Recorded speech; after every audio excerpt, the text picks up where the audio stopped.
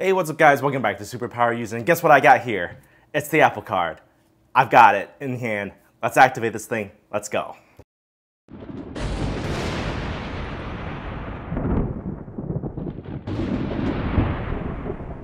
So last week I applied for the Apple Card on my iPhone, and it said that I'd be getting my Apple Card in 5 or 6 days. And it's actually only been 2 business days. Today's Tuesday. Applied last Thursday. And of course, they don't process over the weekend, but they do ship priority overnight. And this is a good thing because I actually have the flight to catch later this afternoon, and this thing arrived before 10:30. So kudos to Apple and Goldman Sachs, I guess whoever takes charge of that. Anyway, this is the card, it looks like, and there's just a little pull tab here. So in the box, you get a little box, of course, and then the Apple Card is in its own Apple container. And check that out. Very colorful, isn't it? And there is the card. So let's take this card out, and it says down here, activate your card, wake your iPhone, and hold it here. So let's go try that. Oh, check that out. It says here, there's a notification that says your Apple Card has arrived. Make sure you have your card with you when you activate it. Wait, what? Make sure you have your card with you when you activate it. Well, duh, right? Anyway, so it says to hold it here. Let's see what happens. You know what? I'm going to record my screen just so that you can see what's going on. So it says here, place it here to activate, and up pops a little activate logo. It's almost like the iPod Connect symbol or interface down here. So it says click to activate. So let's go ahead and click it. And it just says activating. And then your card is ready. You can use the card everywhere MasterCard is accepted. You can see the transaction details and make payments in the wallet. Use of this card is subject to card agreement. Well, of course, continue. Allow wallet access. Yeah, all right. Always allow. Okay, there you go. So it's done. Now let's take a look at the card. So let's take this card out and check that out. That's the Apple Card. On one hand, it's quite a bit thicker than I expected. It's both light and solid. It's got a very different feel from the other metal credit cards I've got. I've got a Chase Sapphire Reserve here, along with a Amazon Prime Chase metal card. So, comparing these two, you can see there's actually a very big difference in the thickness of the cards. Let me see if I can show this to you. If you're familiar with a Chase Sapphire Preferred or Sapphire Reserve, or even the Amazon Chase Prime card, if you see it there, I don't know if I can get this the focus. I want to say, I'm going to have to do some B-roll. I want to say the Apple Card is almost twice as thick as the Chase cards, because if I double up, check this out. If I double up the 2 credit cards, the 2 metal Chase cards, it looks as if it's almost the same thickness as the Apple Card.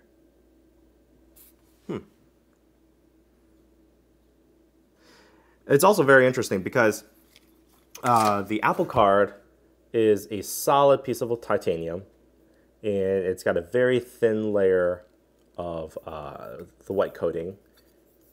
And then these cards, for example, these cards have a much thicker layer on top and bottom, and the metal, the actual metal layer, is a lot thinner. Looking at the camera, I don't think you can actually see any of that. But anyway, maybe I'll post a couple pictures up there so that you guys can see.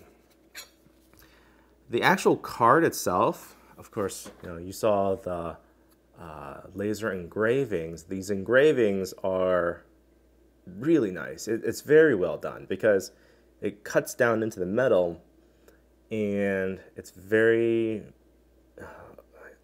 what's the word? It's very delicate. I think that's the word I'm looking for. It's very delicate, and it's very nice. The texture is like a matte. I don't know if you can hear that. Yeah, so it's got a little matte texture. We'll have to see how this texture holds up because, as you can see, my main credit card here, the Chase Sapphire Reserve, it's gotten pretty dirty. It's got scratches. You can see here on the back, it's gotten pretty beat up, but the Apple Card is very pristine right now, and I guess we'll have to see if it stays that way, and it's probably going to sit right next to, these two cards are going to sit right next to each other, so we'll have to see if the black and blue rubs onto the white or not. Anyway, the edges. The edges are actually kind of sharp. They didn't bother to chamfer it down by much. It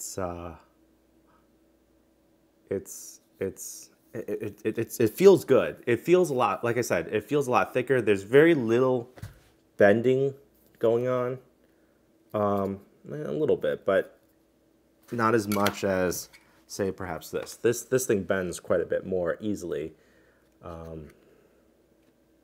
Yeah. So overall, I really like this. Feels like a piece of titanium in your hand. Exactly what you would think it feels like. Anyway, one last thing I wanted to do is to take a look at the weights of these cards. So I've got a scale here, and let's just take a look. So, all right. First off, I've got this card right here. Let me tear this.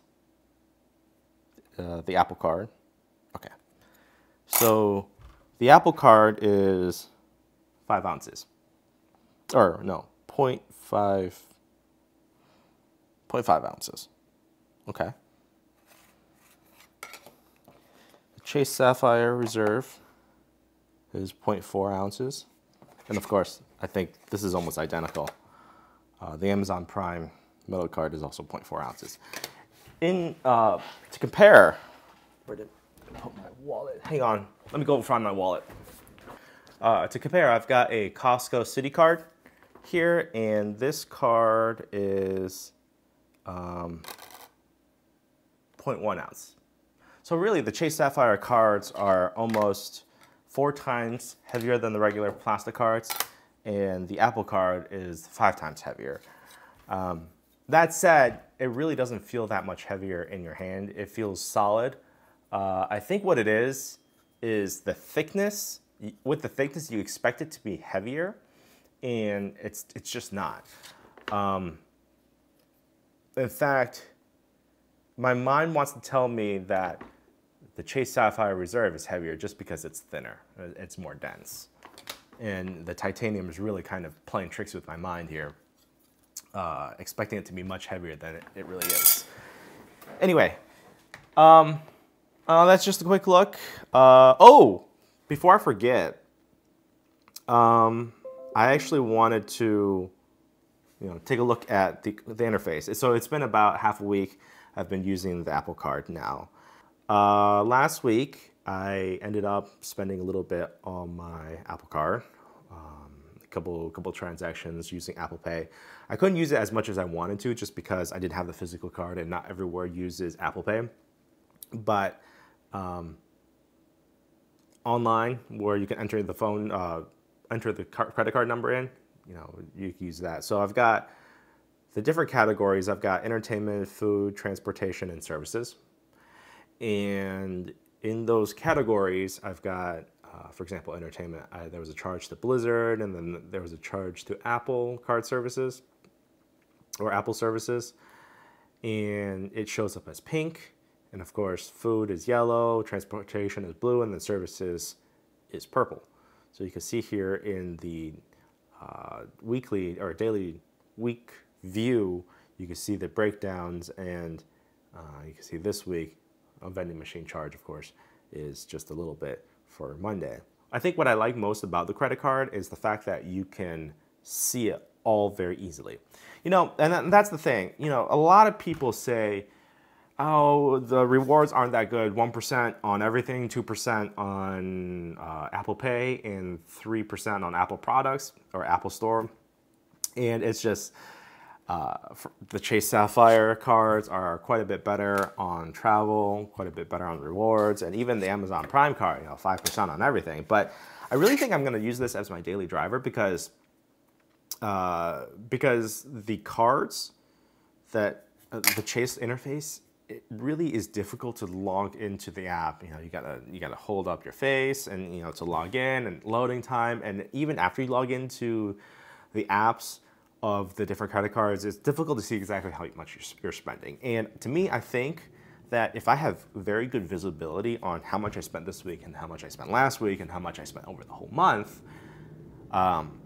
I think I'll actually spend less overall just because I'm much more informed on how much I'm spending. So I'm gonna give this card a try for a couple months and see basically where I'm at. And so if I like it, I'll probably just end up using this as my daily driver.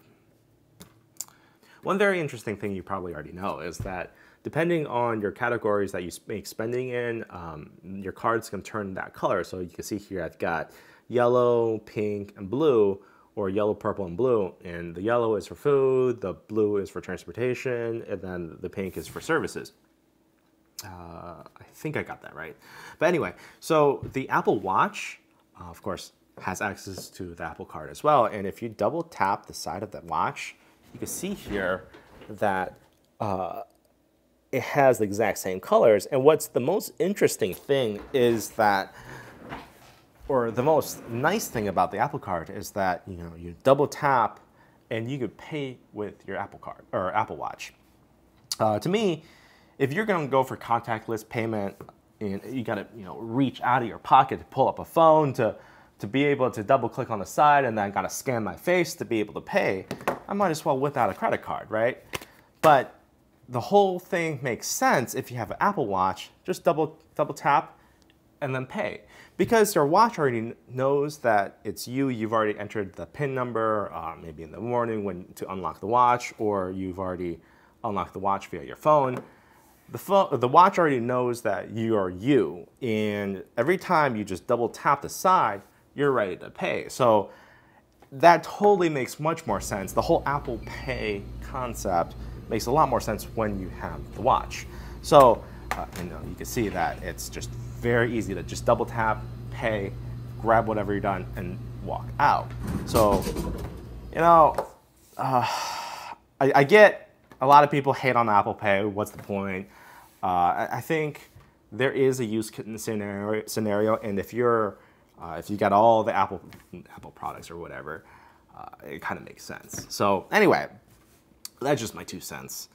We'll just have to see basically how this Apple Card works out for me over the next couple of weeks, and how much Apple Pay I really use, and basically just my whole experience. So maybe in a couple months I'll do a little update and see, and tell you guys how I feel. Anyway, we'll see you in the next one.